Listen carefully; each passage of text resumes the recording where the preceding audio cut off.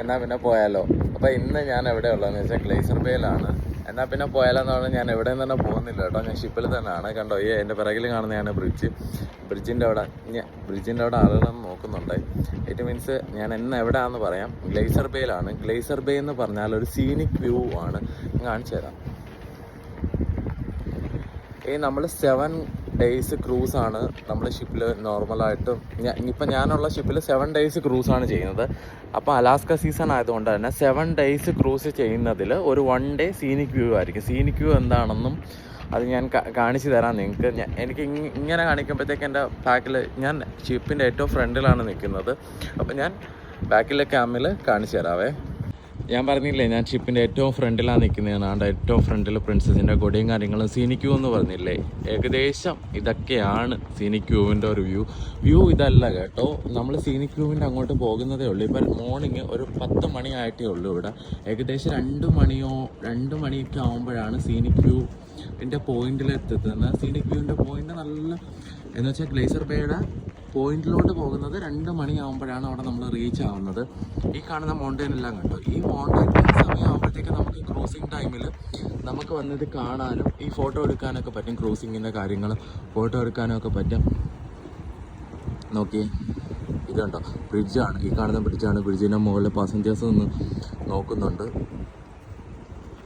2 മണിക്ക് വ്യൂ ആയതുകൊണ്ട് അത്രയും നേരമുണ്ട്. ഇങ്ങോട്ടേക്ക് പോകാൻ ചെറിയ നിങ്ങൾക്ക് കാണാൻ പറ്റുമോ? ക്ലിയർ ആയിട്ട് കാണാൻ പറ്റുന്നില്ലായിരിക്കും. ചെറിയ ഷിപ്പുകളും കാര്യങ്ങളൊക്കെ ഉണ്ട്. ഇവിടെ കാണുന്ന ഈ ഐസുകളും കാര്യങ്ങളൊക്കെ കണ്ടോ.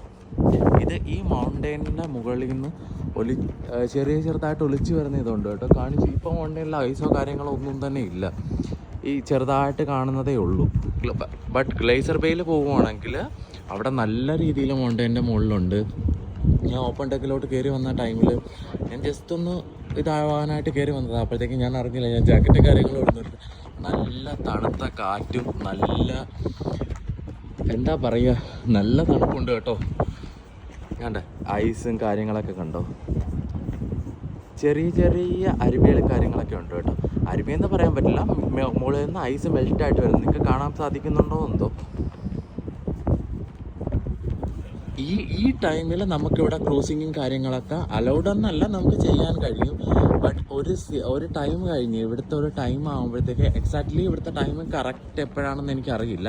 ബട്ട് ആ ഒരു ടൈമിൽ നമുക്ക് ഇവിടേക്ക് വരാൻ പറ്റില്ല. കാരണം ഈ ഒരു ചാനലിൻ്റെ ഫ്രണ്ടിൽ മൊത്തവും ഫുൾ ഐസായിരിക്കും. അപ്പോൾ നമുക്ക് ഷിപ്പോ കാര്യങ്ങളോ ഒന്നും മൂവ് ആകാൻ പറ്റില്ല. ഇപ്പോൾ തന്നെ ചെറിയ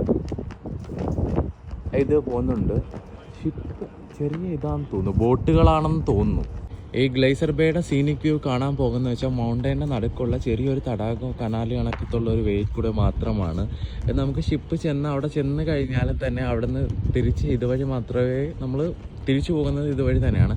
ഞാൻ എന്തായാലും അങ്ങോട്ട് പോകുന്ന വ്യൂ ആണ്. ഈ നമ്മുടെ ഫ്രണ്ടിൽ കാണുന്ന വ്യൂ കൂടെയാണ് പോകുന്നത്. അവിടെ കാണാൻ പറ്റുന്നുണ്ടോ, അതെല്ലാം ഐസാണ് കേട്ടോ. ഈ കാണുന്നത് മൊത്തം ഐസാണ്. ആ വ്യൂ കൂടെയാണ് പോകുന്നത്. ഫുള്ള് ഒരു വ്യൂ ഞാൻ കാണിച്ചു തരാം.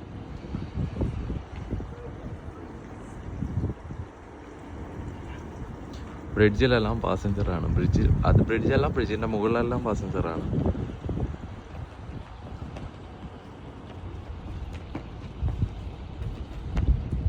ആ മുന്നോട്ട് കാണുന്ന ആ പാത്തിലോട്ടാണ് പോകുന്നത്.